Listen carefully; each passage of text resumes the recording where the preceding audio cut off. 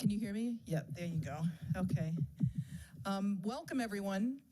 Thank you for coming out tonight. I'm Lois Raimondo. I teach in the Reed College of Media. And it is my great pleasure to introduce Peter Essick, our speaker for tonight. You have the brochure so you can see what he's done. He's been a working photojournalist for more than 25 years. He's recognized as one of the top 40 influential nature photographers in the world by Outdoor Magazine, which is no small feat. He's worked on every continent in more than 100 countries. And the depth and the breadth of his work you'll see shortly. Much more than all of that, because these are numbers, but much more than all of that is the way that Peter works in the world. And it was my great good fortune to be a student going back for my master's degree at the University of Missouri when Peter was there. And I knew nothing about photography. I was a writer, and Peter was like a wunderkind. I mean, when he was 17 years old, I think, right, in high school, he wrote a letter to Ansel Adams, for those of you who know Ansel Adams, and said I requested a meeting, and Ansel Adams said, yes, come on up, and let's do it at cocktail hour. And Peter went up and met him when he was still a student at Missouri. He went and he did a photo essay working at different zoos around Missouri, and he did a black and white photo essay about animals that to this day is still imprinted on me like, you know, like a Lorenz duckling from the perspective of the animals. So there's a polar bear up against the glass trying to get out of the cage, and the elephant from the chain from the bottom up. But there was an intimacy and an empathy and a quiet listening and patience in those pictures, which to me, I probably have never told you this, but it really changed the direction of my life, because when I saw what he did with pictures and where he got to, it balanced the words that I had in my brain in a very different way, and it made me want to go out and explore the world with pictures. And so when you look at this work that he's done, I mean, he does nature photography, but he really takes that and does environmental photography, which he described this afternoon as doing these pictures, but telling stories, right? So telling stories about the world and the people and the impact on the earth and the people's lives. And it's environmental photography. So he's a big mission guy, a big think guy, and he's a deep thinker. And I think we're really lucky to have him here tonight. And so I think you want to hear him talk and have me stop. So thank you very much.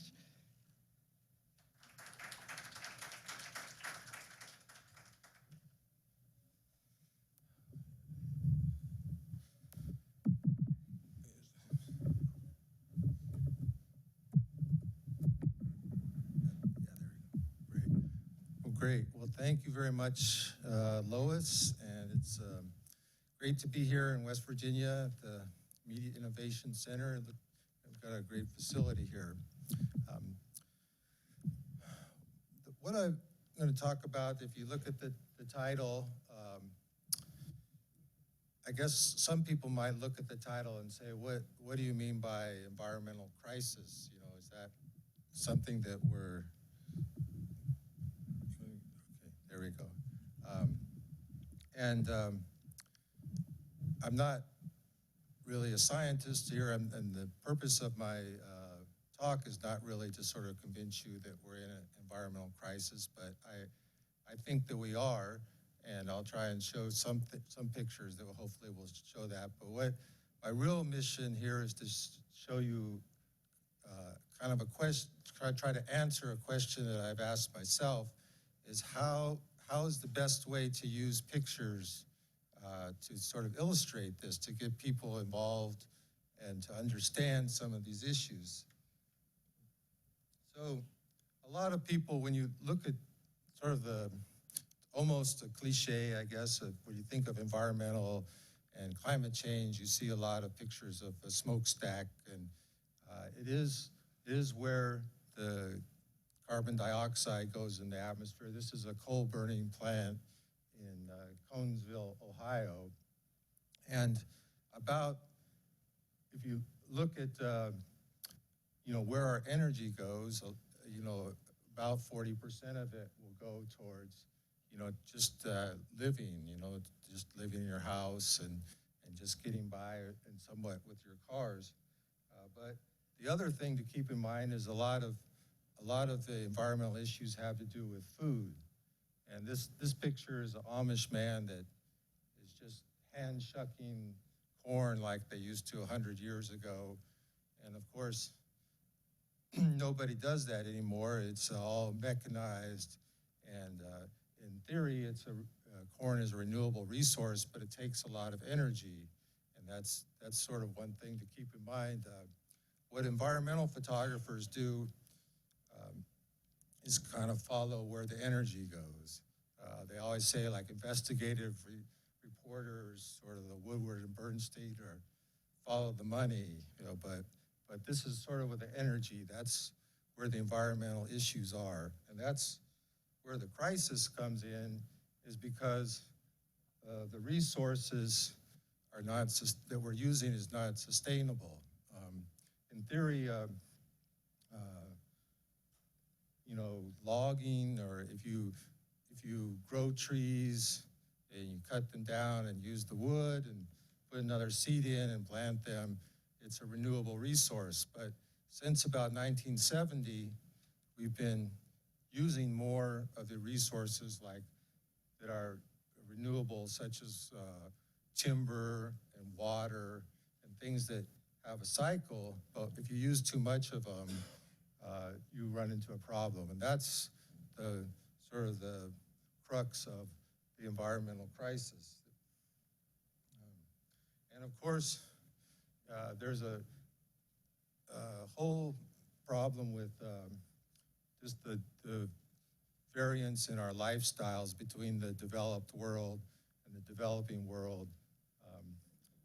Just if everyone were to live like we do in the United States, they say you would need 8 Earths just to support that. And so that's the thing that at some level, at some time, these things are kind of coming together, and they won't, something's going to have to give, I guess, is the way to think about it.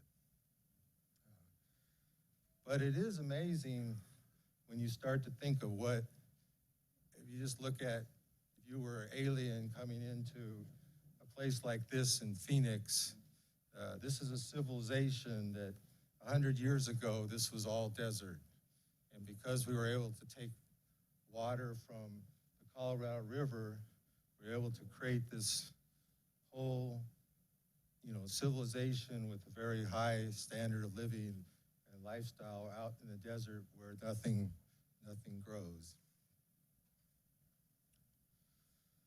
So I started thinking about this. I read a book, it's called Finding Beauty in a Broken World, and Terry Tempest Williams, and she's sort of kind of the hero for me about environmental photography. And so she used these poets that she sort of developed this theory of how, and I think that what she was talking about was, writing about environmental issues, but I sort of applied it to photography.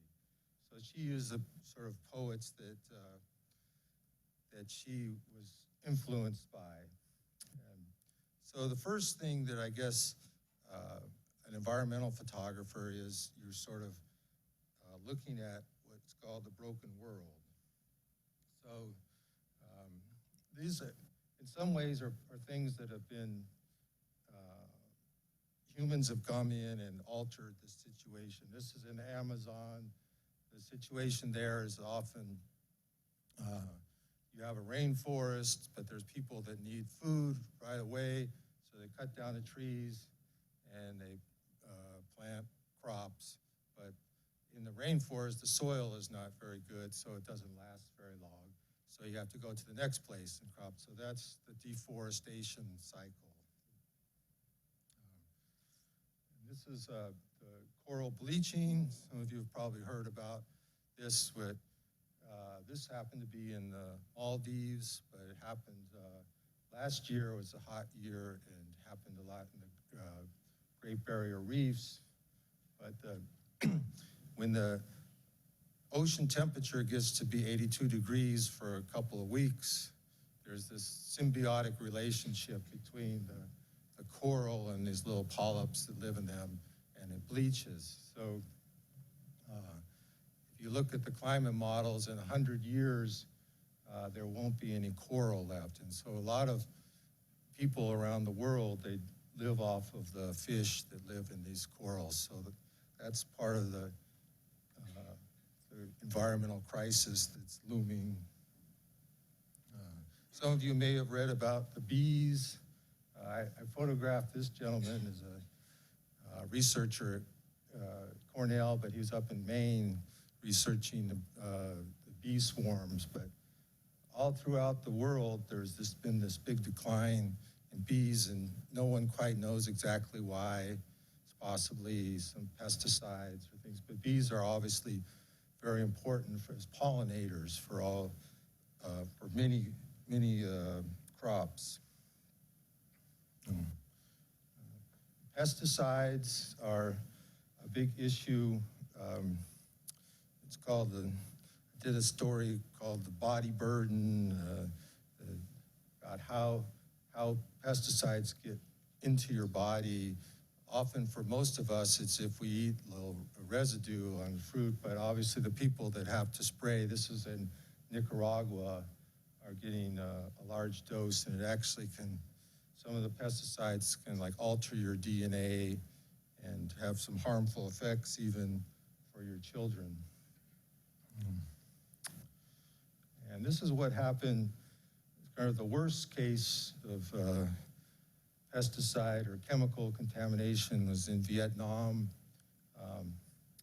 This little girl, her grandfather was probably poisoned by Agent Orange, and it affects your DNA, and then you actually have birth defects children. So she was born with no eyes or no fingers. And this was in Vietnam. And, we've probably seen pictures similar to this or worse in China. This is actually at a tofu factory where they took the preservative and just kind of threw it in the river, and it turns kind of a pink color. And this is sort of the cycle that you see in a lot of developing countries. It happened not far from here, probably in Pittsburgh, where 100 years ago, when you're developing, you don't worry about, you basically develop now and clean up later. Obviously, it takes a lot of, it's not a very efficient way to do things, but that's how things were going in China, and they're actually getting to the point where they found that it's really not a good way to go, and that's what we had to do in a lot of places in the United States, and put in. Ultimately, you have to put in some regulations that you can't. They call it point source. You can't, from a point, you can't take a pipe and just put it into the river.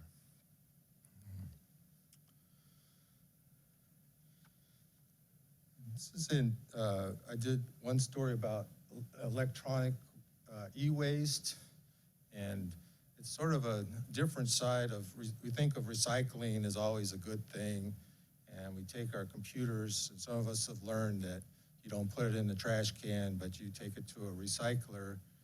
But what happened in many cases, they would take the valuable parts out of the computer, and the parts that weren't very valuable, they would just ship them off, in this case, to Guyana. And so this little boy they're basically taking the computer, all these are sort of the wires that have sort of been scraped out, and they burn them and just to get the copper. Another type of waste, it's actually the biggest type of hazardous waste is from mining. It's out in Nevada. You can see basically where the kind of the waste rock when you have to dig the hole to get to your gold or silver. And this is high level nuclear waste. there's a whole legacy of that in the United States. It's kind of amazing to think that during the Cold War, we made 70,000 nuclear warheads, and each one of them could probably, demolish a whole city. But all of that when you make all that plutonium, you get this high-level waste that's radioactive for over 1 million years. And so they have it here.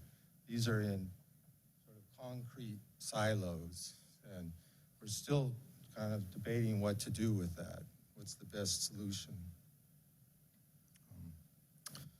So as a photographer, we often don't think about photographing the shadows. I think you think about lights, and so in some ways you're going against type if you look.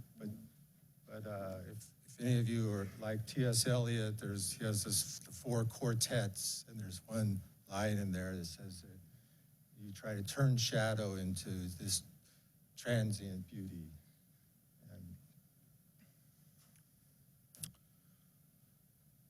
So this is part of illustrating that story they did about the chemical contamination. The people that do pesticides, what they do for training, they put a tracer in the actual pesticides so that the workers can see. They know you can't just grab, the bottle of pesticides, because this will get right into your skin. This is how a lot of our fertilizer is made. You take an energy source. This happens to be in Nigeria. It can be oil or natural gas, and you burn. You take nitrogen out of the air, and you can make a nitrogen fertilizer. But obviously, it takes a lot of energy. And that goes back to the very first picture about food. And that's to grow corn more efficient. You have to have these synthetic fertilizers. And that's follow the energy again. That's another place, Accra, Ghana, which is showing burning the copper wire for the sort of the recycling. And if you burn plastics like that, it volatilizes this dioxin, which is a cancerous. So we want to recycle these electronics, but you have to be able to do it in a safe manner. And water is probably one of the biggest crises. Probably will come to a head before even the climate issues, especially in dry areas in the Middle East. This happens to be in Las Vegas, where they have a real water shortage, but they have these water fountains out in the desert, which sort of evokes oasis. This was a few years back. I did a story about the drought out in California in the West, and this was a reservoir. You can see the marina is completely dry. I had to take all the boats out.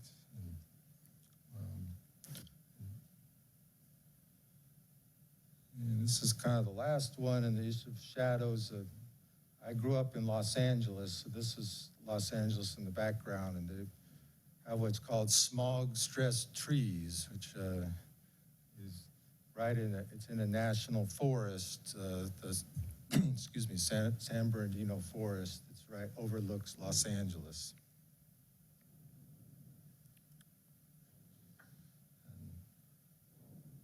This one is actually close to my house. This has been happening a lot in the last year in Atlanta. I've been trying to sort of follow this on my own, but there's been sort of a little, I guess you'd call it an economic boom in Atlanta. There's a film industry and the music industry and transportation. Things are going well as far as economics, but they've been clearing a lot of areas. Even the local paper, they've labeled it the treeopolis. Apocalypse. I can't say it. tree apocalypse. That's it, yeah. But anyway, it's Atlanta used to be called the city of trees, you know, because it's a very forested area around. And I'll show you a few pictures at the end of that. But there's been, every time you have development or land use, unfortunately, that's you have to cut down a few or many trees to build the next structure. So this, I think this works with kind of all types of photography, and it's kind of a universal thing, but if you have, it's sort of the harmony of the tensions, and that's what I think in some ways environmental photography, it has to make you sort of think about these dualities of life, and yin and the yang and things like that. So here, this was again from the Eway story, and you have a little bit of nature, the egret trying to find some food within, this is in Accra, Ghana.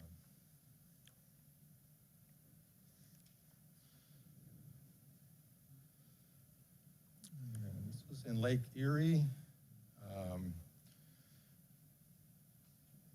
I've been in the news just recently.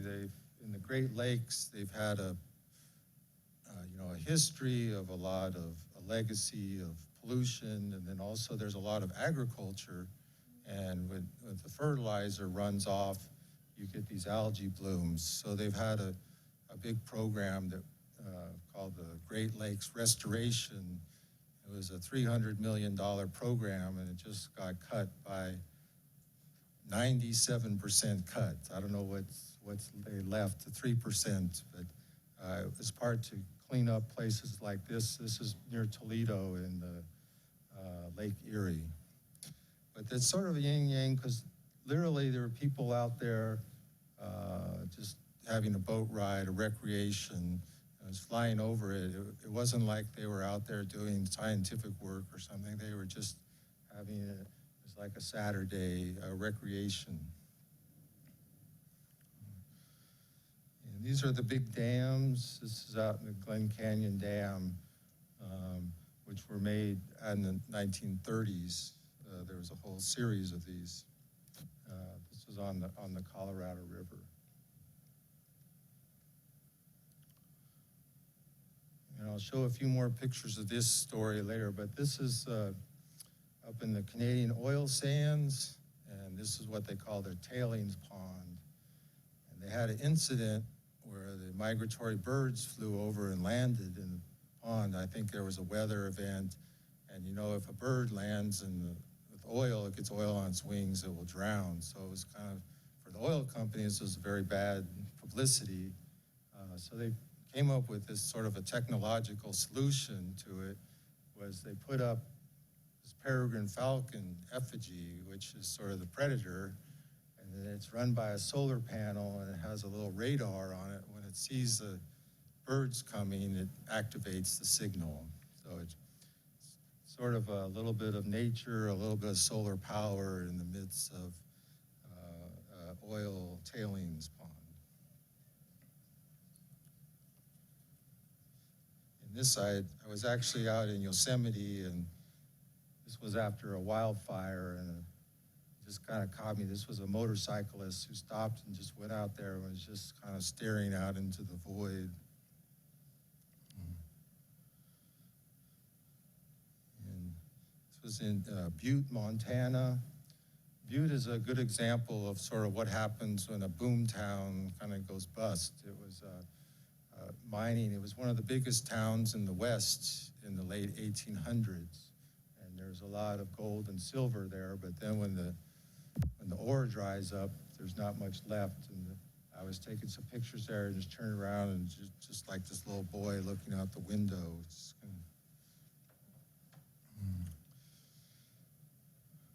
So some of you have maybe heard this Henry Thoreau in wildness. He didn't say wilderness, but wildness is the preservation of the world. And I've come to think of it, I love going out in nature and backpacking and things like that, but more and more people that study wilderness say it's really, it's kind of this scientific place where we can, like a controlled area where we can really see what the world is like without, before the industrial age.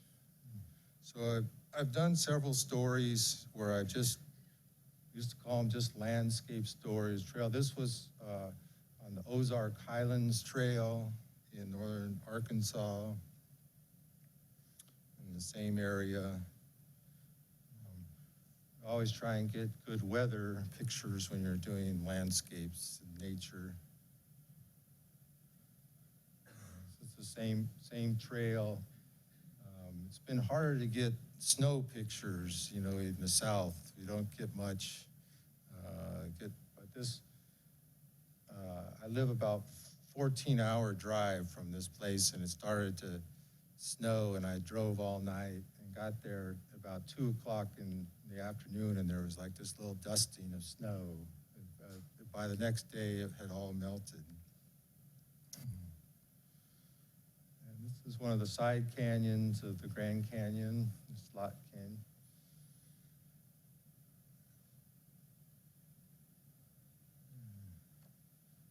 I did a story about the U.S. wilderness areas. There's about over 700 of them. And this is called Tracy Arm up in Alaska.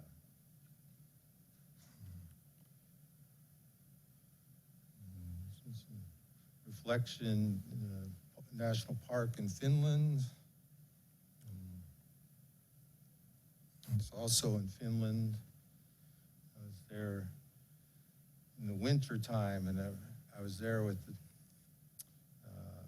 man, Oli, his Finnish man. We were just sitting there having lunch, and I was sitting there looking. There was these little icebergs, and I was watching them very slowly. And you could see, it looks like they're going like in a circle, So we stayed there and came back in the evening, and this was like a 30-second time exposure. It's sort of like a little eddy in the water.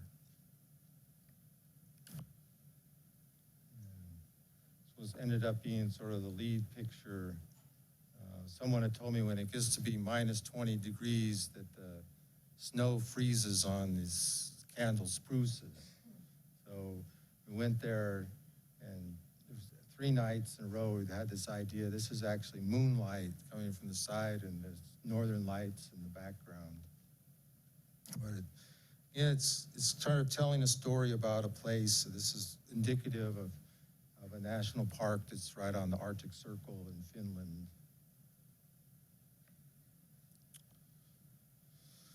So this was the woman that I talked about, and this is her quote about finding beauty, is creating beauty in the world we find. And so I just put a few pictures here. Some of these are my own personal ones, but I did a larger story about southern Greenland and the changes that were happening there with climate change. And these are Inuit people that for the last 1,000 years have all been hunting marine mammals. But because of the ice changes and going back, they've switched to growing potatoes. So it's sort of emblematic of a cultural change caused by a change in the climate. And this is an Amish man, actually a young man who he's spreading manure on the field, and they have a thing where they grow corn, and they feed the corn to the dairy cows, and then they take the manure and use the manure for the fields for the corn fields. And this was in China. They've sort of picked up our American habit of having the turf. I happen to be real allergic to the grass pollen, so this was like the real broken world for me. But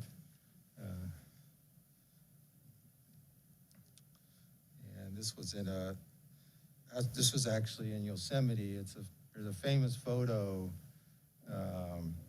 even taken even before Ansel Adams, the original Carlton Watkins. This was called Mirror Lake, and I went fast, and it was during the drought, and so there's the lake obviously was totally dry, and then these mallards just came walking by.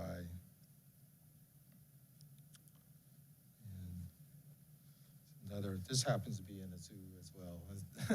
The Cherokee Zoo, 4 bears. It's in Cherokee, North Carolina. They have this little zoo for bears. And I've been, like a lot of photographers, a little fascinated with the drone technology. So I started, this was another one of some of the development, a new housing development in Atlanta. So I wanted to show a little bit more in depth a couple of stories that I've done, sort of how you use photography to tell a little bit more in-depth environmental story. And this one is about the Canadian oil sands up in Fort McMurray, Alberta. Some of you maybe have heard a lot about the Keystone XL pipeline.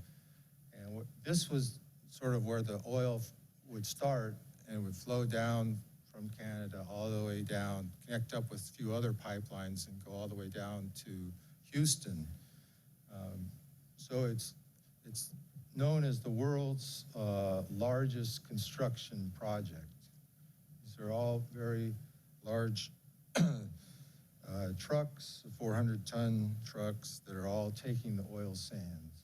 And this is what it looks like, sort of the before and after shot. This is the boreal forests where you have,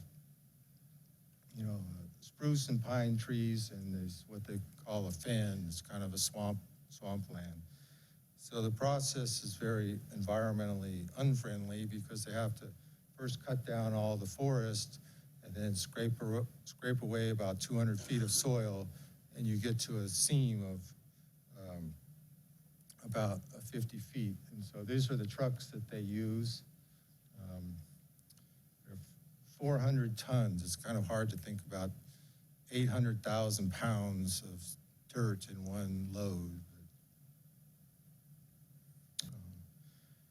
And this is what they go in. They're actually loading the oil sand. It's about 50 feet thick, but it's only about 10% oil, and the rest is kind of clay and sand.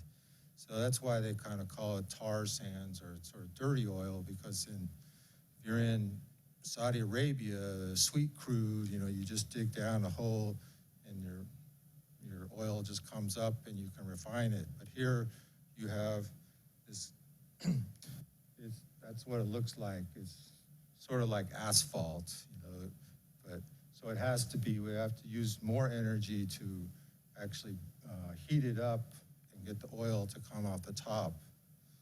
And that's what's happening here.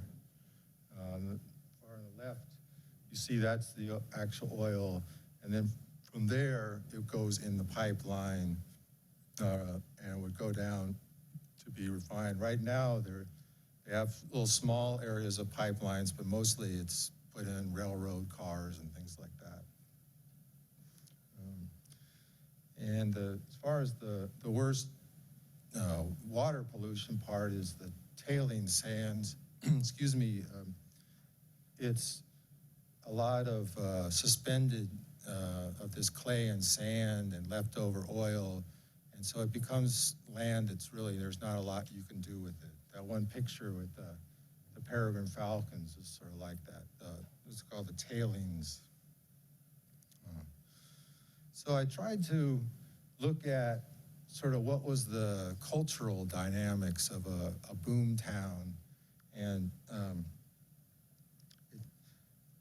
the salaries are very, really good if you're out of work, and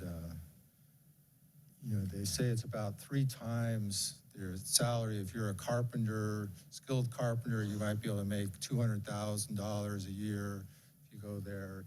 So it attracts a lot of young men. It's very, if you have a family, it's pretty hard to just get up and move way up to Fort McMurray.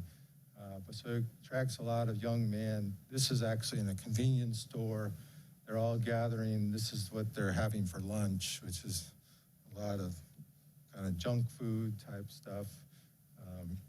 But they're going to be working like a 12-hour day at a pretty boring job, maybe running a truck or fixing a pipeline, things like that, but making a lot of money. And these are the executives of some of the oil companies. They have a little golf tournament. It's actually the highest latitude golf course in the world. It's pretty far up in Canada. You wouldn't get grass growing up there very easily. So what happens is you take a town that had about 20,000 people and you blow up the population to over 80,000. The infrastructure can't really handle that. So you have a lot of traffic. You can take like 2 hours driving one way up to the mine, work for 12 hours and 2 hours to come back, and you're just exhausted and fall out and go get ready for the next day. So it's not the best quality of life. They have about 5 times the rate of drug usage. This is crack cocaine. You could actually just buy it right out in front of the 7-Eleven. And of course, a lot of single men with out in the middle of nowhere with a lot of money, you end up getting a lot of prostitution and strip clubs. These women actually come from Vancouver and come up all the way up to Fort McMurray and stay up there for a week and then come back. They don't use local women for these clubs. And even though a lot of people are making money, the housing prices go up, and when there's a boom town, there's a lack of infrastructure.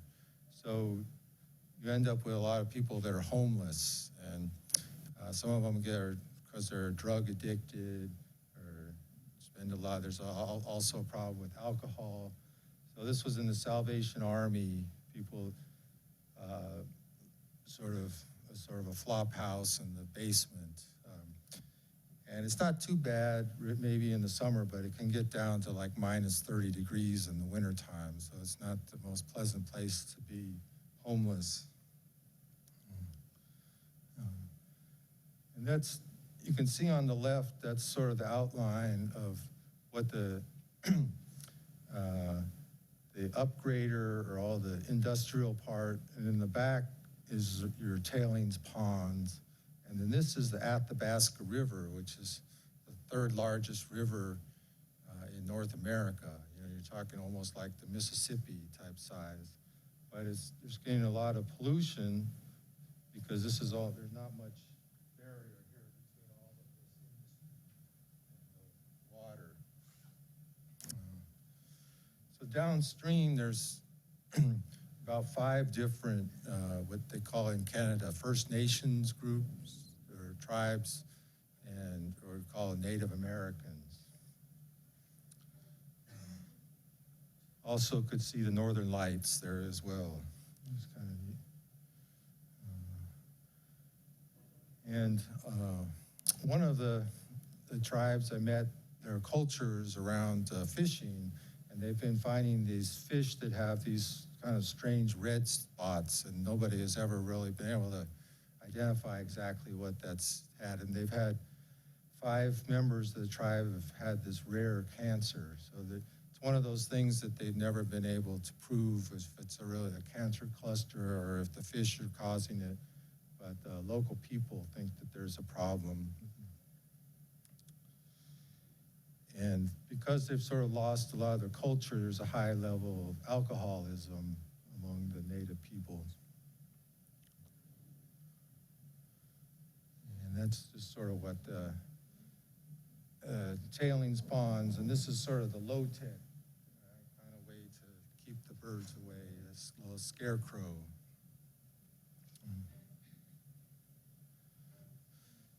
So this is another environmental story that I've recently done that's kind of has a more positive theme to it from my perspective. It's about restoration efforts in the San Francisco Bay. And this woman is in the Dolphin Club, and she's getting ready to go swim in the morning in the bay. And 50 years ago, this wouldn't have been possible because the San Francisco Bay had a lot of pollution. Nobody would really think about actually swimming in it.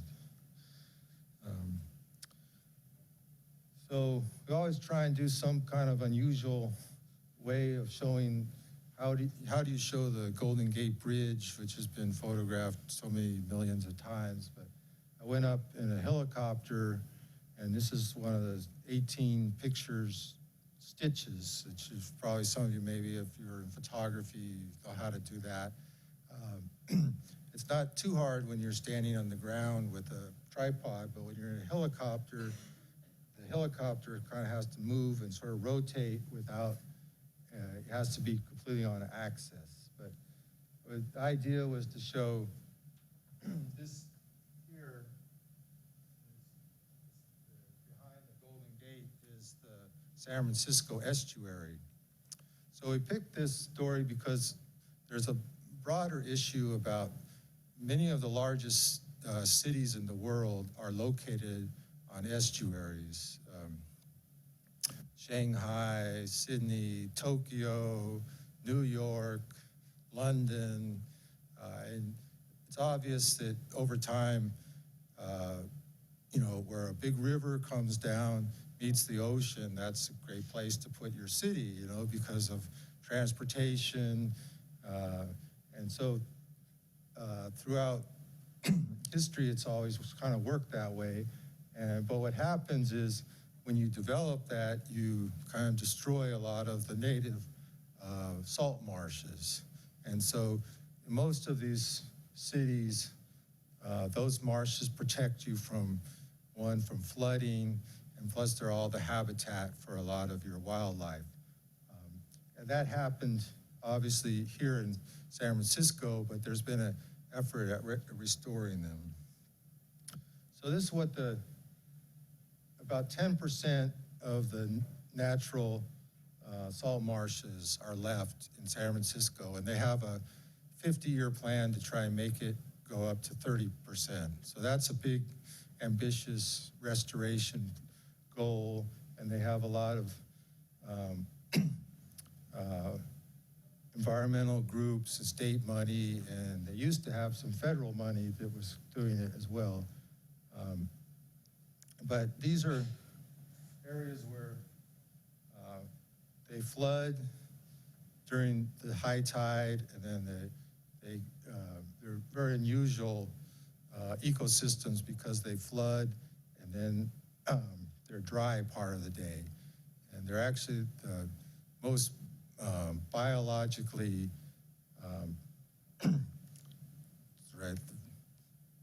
efficient or highest level of biodiversity of any ecosystem, even more than the rainforest.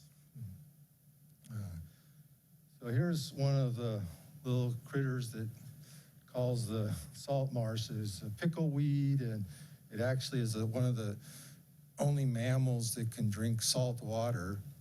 It's a salt marsh harvest mouse, and it's on the endangered species list now because it's loss of its habitat. These are the native peoples whose ancestors have lived in the San Francisco Bay, and they built little boats and went out fishing with the tules, and they made baskets. The women made baskets with the tule from the salt marshes. So they had lost all their knowledge about how to do this, and one man from a museum and took pictures, and they figured out, and it's actually they're relearning how parts of their culture. So the history started, the development came in the 1850s. Some of you have heard like the railroad and the Golden Spike. There was a big effort in the middle 1800s to put a railroad across America, and the ending spot was right here in the south part of San Francisco Bay. And the railroad is still used as an Amtrak commuter train. So this is the historical picture of how San Francisco looked like in 1850. If you see that the bay there, where all those boats are, that's where all these people who are coming to the 49ers looking for gold. And all that is filled in now. It's called Bay Fill. This area right here is where the picture is. So part of what's happened is not only did they develop around, but parts where the marshes were have actually been filled in. And this is what it looks like. This was a former salt marsh, is now the financial district of San Francisco. And it's down in the South Bay. They've converted a lot of the salt marshes into making sea salt. It takes 5 years. All you have to do is take salt water, let it evaporate slowly, and by the end, it comes over here. And right here's the pile of the salt, and then that's what it looks like. It gets even more intense colors in the fall. That's when they're actually doing the harvesting. So this was a major industry in the 1800s.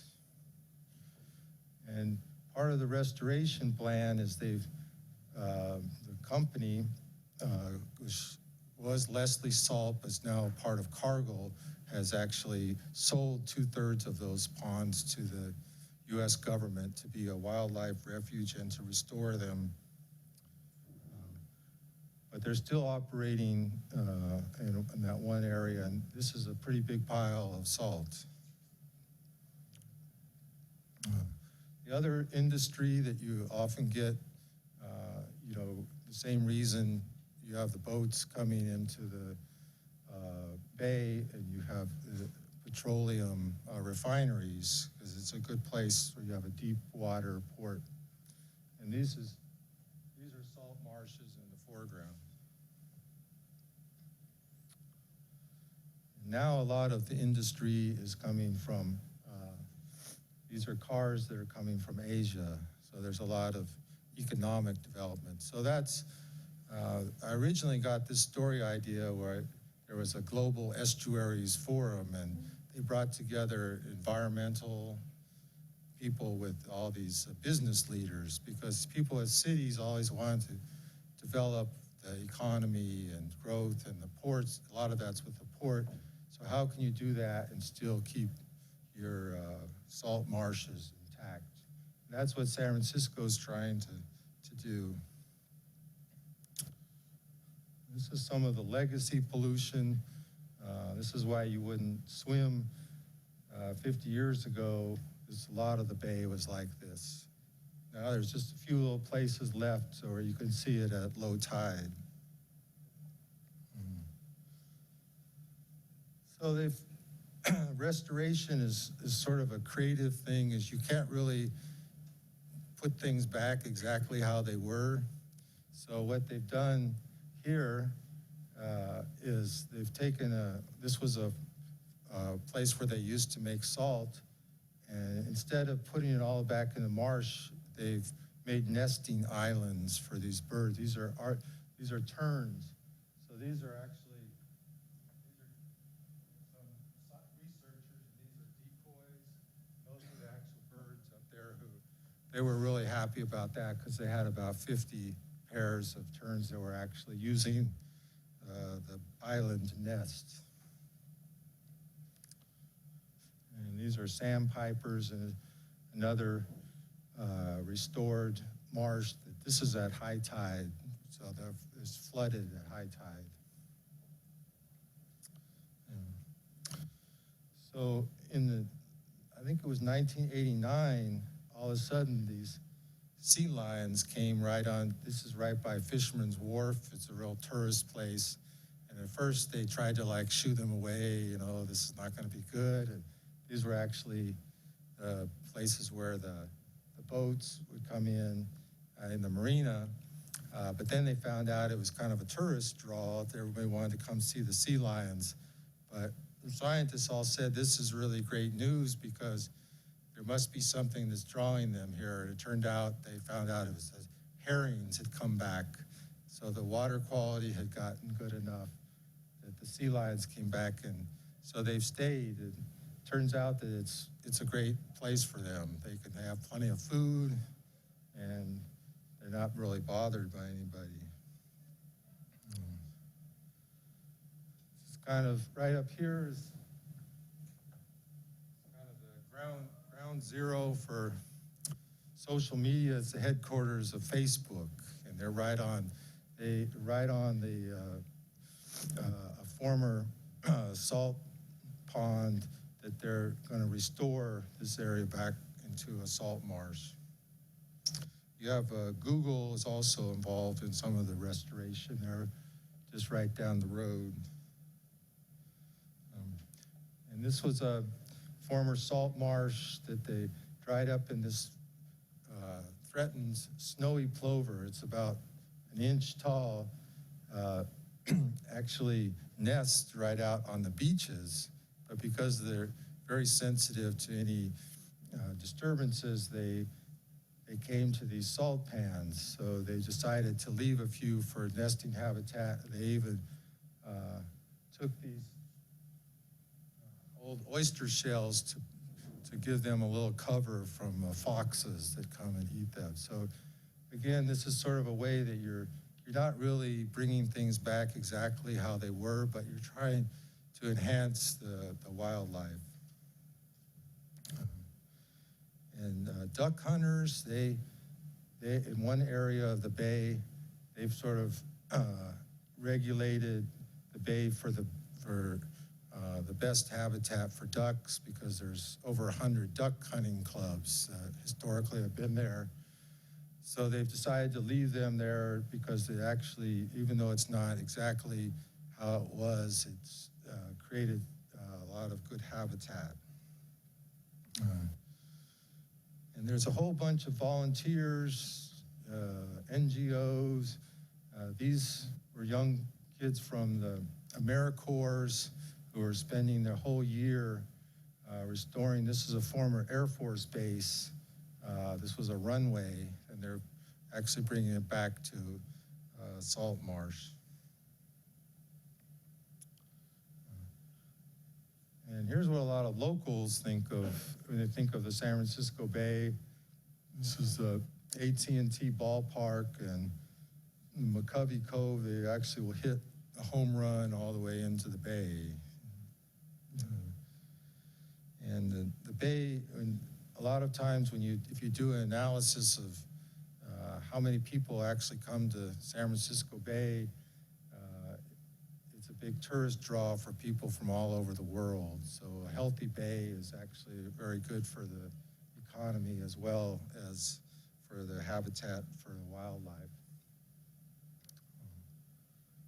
And this is sort of just a shot just to show kind of the modern San Francisco. This here is completely filled. It's hard to imagine. This is not even natural. It was made for the World's Fair, Treasure Island, and this is a new Bay Bridge that's going across. And you can see in the farthest distance is the Alcatraz and the bay, and then the Golden Gate.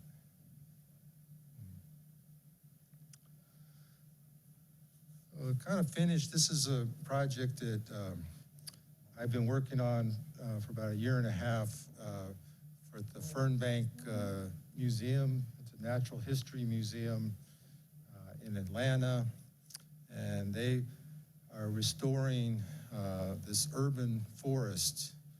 You can see it looks actually more forested. I was up in a cell tower, but that's downtown Atlanta there. But there's 65 acres of old growth forest right close to downtown Atlanta.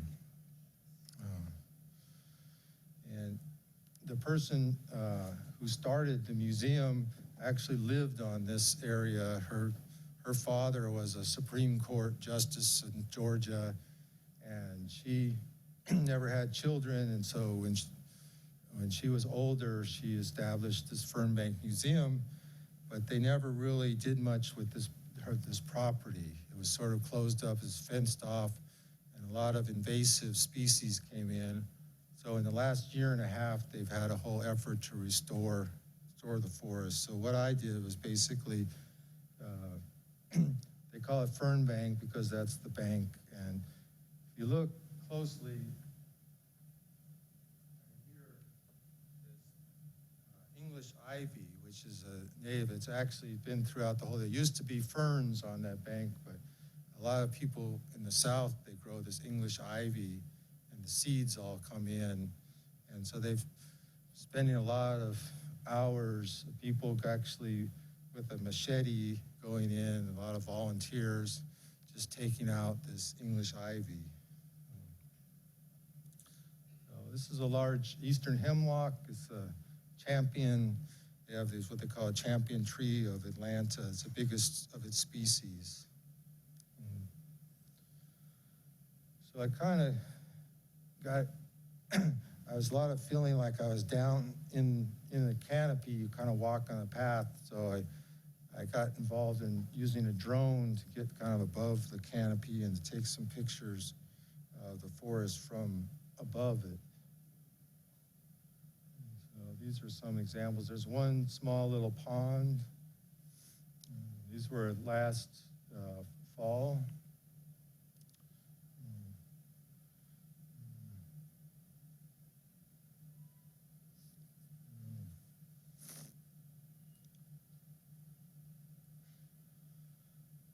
And it's all the beech trees turned kind of this orange color. They keep their leaves, and when the other trees start losing them, and then the green are the pine trees.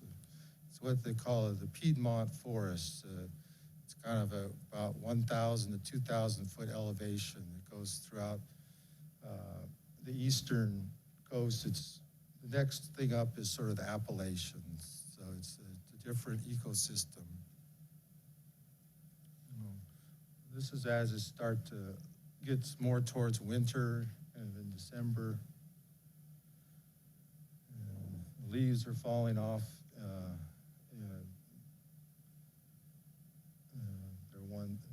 There's small creeks and a pond. So it's been fun for me. I'm actually going to do, at the end of it, in August, I'm going to do a show at the Natural History Museum.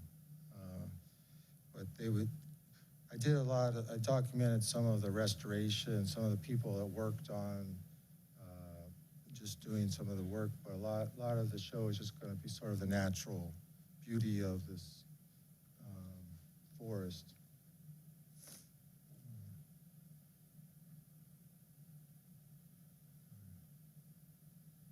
You have a lot of the beech trees that they keep their leaves.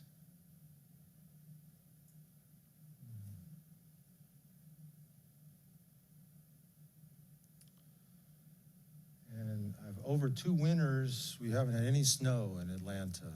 So we had a little bit of ice. So I tried to take advantage.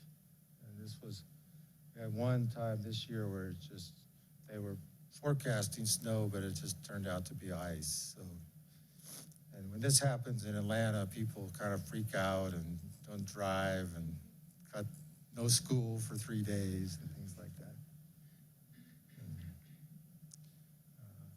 But in the last couple weeks, the wildflowers have come out. This is a bloodroot. They have 30 species of native wildflowers, which for a small area in an urban environment is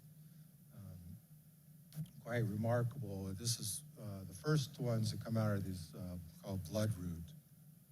And these are called a foam flower. I saw these from a distance. They look very bland, and I was looking, thinking this is going to be a really boring shot, but when you get up close, you see these little orange and yellow dots. trout lily. I don't know if you have these, probably here in the Appalachians, there may be some same species, slightly different. Adamasca lily.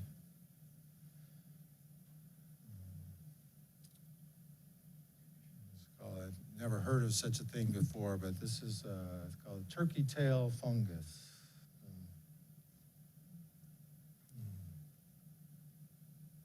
It's the Bluejays. It's an Audubon site for songbirds, and there's actually one nesting owl and the barred owl. This is what's called a two-line salamander. It's amazing. The creek is only about probably this wide. So there's a survey group that goes there once a month, and they find probably 100 of these in that one little creek. And that's what happens after it rains. A lot of it, nature photographers like to go after it rains and the sun comes out. You get more of a saturation in the colors. So that's all I have. Thank you. But if you have any questions, I'd be happy to answer. Yeah. Okay.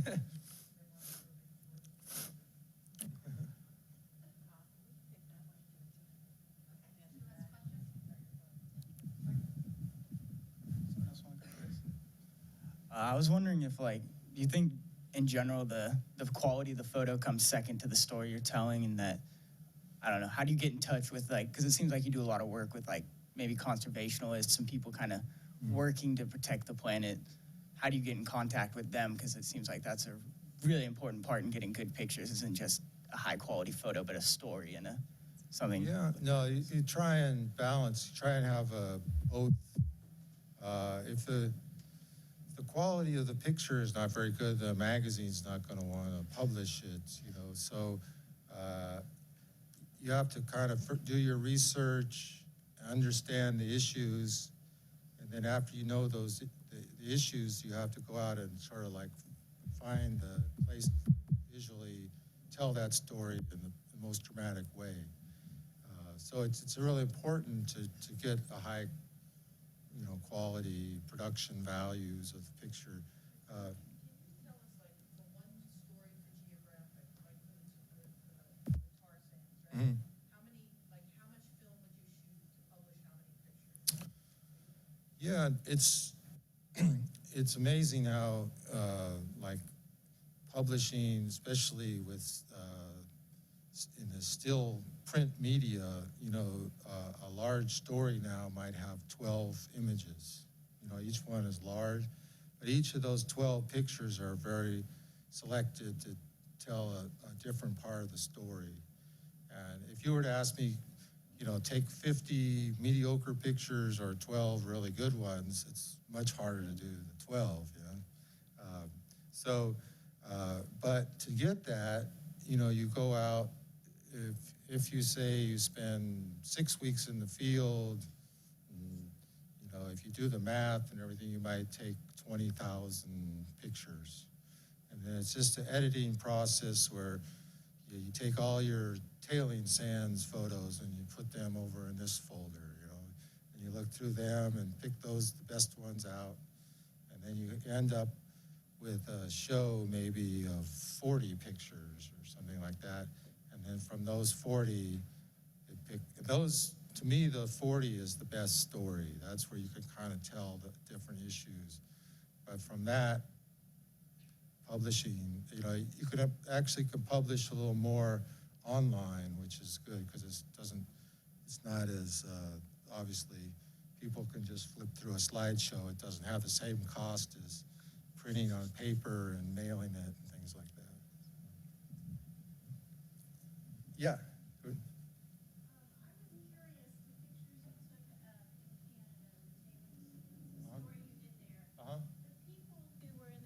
Store and the people who you were taking pictures of who were doing crack, how do you get those photographs? How do you enter into that personal space like that? Well, the most difficult part, believe it or not, was that because the oil companies didn't want publicity, they wouldn't allow me access. And then a lot of the people that were working there, they didn't want to be photographed because they thought they would get in trouble from the oil companies. And it all comes down to money. If you have this big job, I mean, you had some job that you didn't care about, you know, what the heck. But if you're making like the big bucks, you're sort of like a little bit worried about it and stuff like that. The crack dealer, he said, I'm going to be gone pretty soon anyway. It was kind of a weird thing, but he didn't care. But a lot of the, like the woman that was in the truck, I had to really work to get them to agree to that. And people in the grocery store, I just went in and I just basically, you know, stood there and you know, I said, "Is it all right? Take a shot," and just took a few shots, and that was it. You know. Go ahead. How do you gain access to places like that? What you said is the most difficult aspect of that is, you know, you're not it's not public property, so you have to, you know, have permission to be on private property. And one of the shots that specifically I was wondering about was the more aerial view of, you know, the truck and the oil. And I was wondering, did you do that via drone or like, what were you? That's one thing I learned early on doing environmental things was that private property, the people own the land and they can put up a fence and keep you out, but they don't own the airspace above it. So I originally had done one story about hard rock mining, so I sort of said, anybody that tells me I can't come here, I'm going to do an aerial shot of them, just to, you know, that's the only thing I can do. But in the oil sands, they use a lot of helicopters and airplanes to go out and look for leasing. So again, a lot of them didn't want to be associated with me because they got their business. But there was one guy who had asthma, and so he was mad at the oil companies, and so he agreed to let me do it. I've heard stories even of people doing it here in West Virginia, trying to do aerial photos of, you know, the mountaintop mining, and it's the same type of thing that if you're getting your money from the mining company, they don't want to be associated even with that. So you have to look. It just so happened that one guy had asthma, and he let me take pictures. You know? What?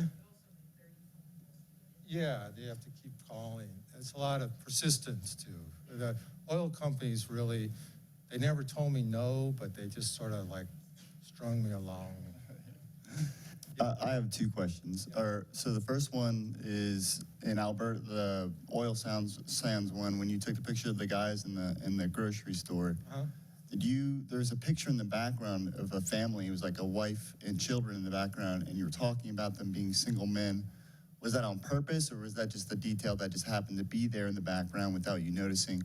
And that's the first question. The second question is, have you ever done a long period timepiece where it's the same frame or the same subject, but over just the only thing changing is that over time? And where would you do that if you could choose anywhere to do that? Well, this story that I've done at probably at Fernbank Forest happened at my son's school, was like a block away.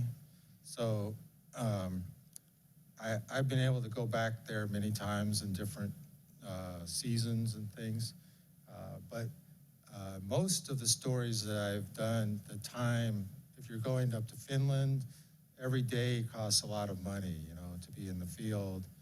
And so you have to figure out exactly when you want to go, and you can't really see everything and stuff like that. So what, I'm sorry again, the children, oh, okay. Oh, okay. No, that, to be honest, wasn't really planned. But yeah, I guess the one thing I didn't say about this was everything in Fort McMurray is like the biggest or the most, this was like their 7-Eleven convenience store, and it had the most sales of any convenience store in Canada. You know, the Tim Hortons donut shop is the biggest one in Canada. You know, the one that sells the cranes is the biggest one. So they're all like that. But it's just, you imagine just to get your lunch, they stand in a line. It takes 10 minutes. And then you have to get in traffic for 2 hours. It's just everything. All the infrastructure is sort of stressed. It's what basically trying to show with this picture. Thank you for coming out here. These photos are pretty great. And I had a quick question. As an aspiring photo and video journalist, where does one begin to look for a job with National Geographic? Well, for me, I was fortunate. I was an intern, summer intern there. And that's sort of how I got my foot in the door. I don't know exactly now. I know they still have a summer internship. I would say most of the photographers, you have to sort of make your name, and a lot of it may come down to getting published in other magazines or winning a contest, being, just doing high quality work within that realm. But even in the time that I've been associated with them, it's the time in the field has gotten way down, and a lot of the photographers really that used to work for them like full time now might still do some, but they're working for an NGO or they're getting a grant here. And so I think what I would recommend to any young photographers is to cast a wide network. Don't look for one place to sort of be more, think about, you're still, being a good journalist, doing good documentary work, and then try to find different avenues to try and do that. And that may be one of them, but it might not be the end all. A lot of the places you went to were like really remote and seemed like places that that wouldn't be very easy to find. How did you manage to get there, and how did you manage to get to relate to what you were trying to show? Well, if you're in a country where you don't speak the language or don't understand the culture, they have what they call as fixers. Sometimes another photographer or journalist had used them, and they're like a guide. And a lot of times I would use that. If I didn't know that, sometimes I would go and try and find somebody who worked in the tourist office or, worked, with these kind of tourist organizations that did trips and things like that. Some of these outfitters and things like that, they could help you. Sometimes you need help just carrying the gear, getting a four-wheel drive vehicle or something like that. But most of the time, if you do some research, you can find people that can help you. Hi. You mentioned that environmental photographers kind of go where the energy goes, and I really love that definition of environmental photography. But I'm wondering if you have, how your relationship changes to environmental photography over time, and if there's anything that you see that doesn't fit into environmental photography. Like, I really appreciate how you follow in the oil fields from the executives to the workers and their lives to the consumer. And so that is a huge cultural span and environmental span. So I'm wondering if you ever make a distinction on a story and say, no, that doesn't fit into environmental photography for me. Yeah, I mean, there are a few things, even when we publish like the oil sands, there's some other cultural things that are happening there that I actually photographed, like,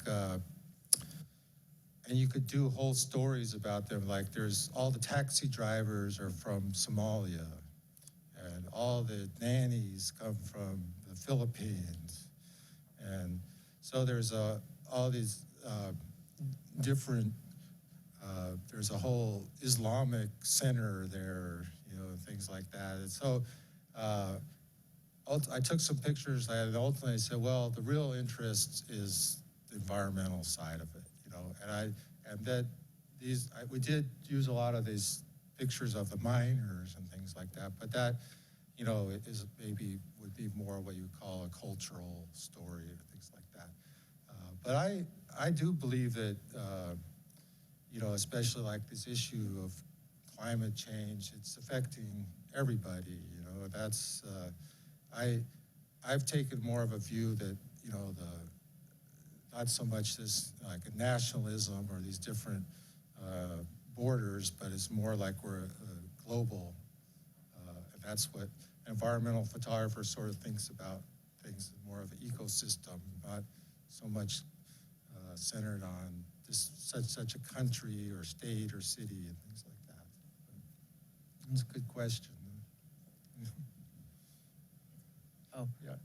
How did you get to the nuclear facility and also how would you plan to stop the nuclear waste? Get rid of it without. Well, that was a matter of timing. It was, I did it it was in the summer of 2001. And there was this, about 1998, if you know the history, there's sort of the end of the Cold War and Yeltsin and things like that. And so these facilities had, for all these years, had been making weapons, and then basically they were out of business because the Cold War was over. So they had decided that they needed some publicity to do cleanup. So during that summer, it took a lot of effort, and you know, they knew the Geographic would probably give them a fair shake and things, but to get into these facilities that were basically, well, during the Cold War, didn't officially exist. You know, if you worked there, you couldn't tell your spouse that you even worked there or what you were doing. So they did that, and then I actually finished on September 8th, 2001. So 3 days later was 9/11, and then they cut off all the access. So I couldn't, so there was this little window that I didn't know about it, but I just happened to do it. But the idea when I was doing the story was that all this high-level waste, which is what I showed the picture of, would be put in these containers and trucked to this place, Yucca Mountain in Nevada. But it turned out that Harry Reid was a head of the Senate, was from Nevada, so even the government accounting office said that it was political. It's sort of, they call it NIMBY, not in my backyard. You know? And so nobody wants nuclear waste. So they built this big place down in the mountain, and nobody knows exactly what's the right. You can't really do an environmental impact statement for a million years. You don't really know what's going to happen, the geology and stuff. So maybe the best thing they're thinking now is to just keep it like in a temporary place for like 50 years, see what happens, let it cool down a little bit, and then maybe like put it somewhere else for a while. But just the latest with the Trump, they've sort of put back this idea to go back to Yucca Mountain. So it's still, right now, it's still sitting there. They've finished the whole thing, but they never put any waste in it. Okay, so as a photojournalist, I was wondering how, when you're in the field, how you decide what lens to use and what angles are the best way to capture the entire story of the photo. My thing is, I've believed in this. Edward Weston has this statement, who was a photographer about 100 years ago out, and he was like a friend of Ansel Adams. And he said that composition is just the best way of seeing. And so he didn't have any rules of like the rule of thirds and things like that. So when I approach a subject, I sort of like, if there's some, I think with most photographers, they get some sort of visual like, hey, there's a shot there, you know, it's kind of whether it's emotional attraction or something in your visual cortex that sort of signals that.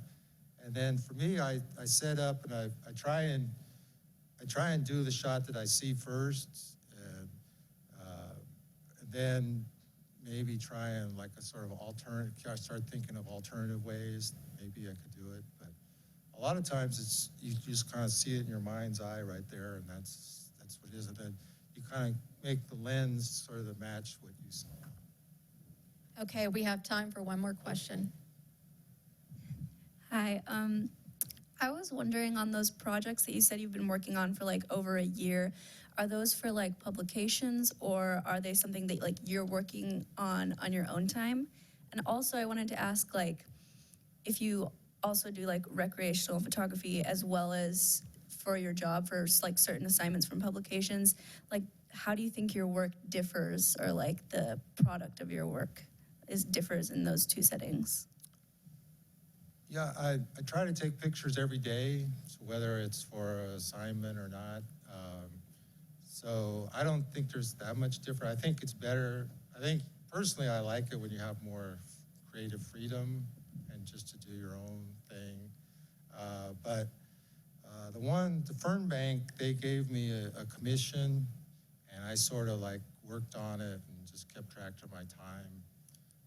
But I've been doing it over. Like the last little part of it is I'm doing it next couple weeks, and then I'll be finished.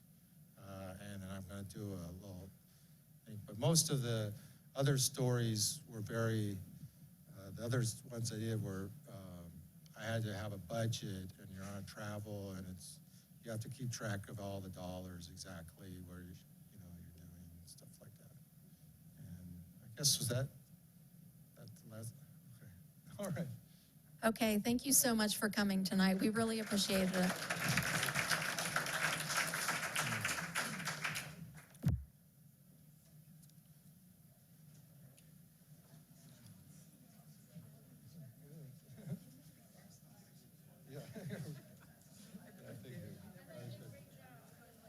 Oh, okay. Thank you.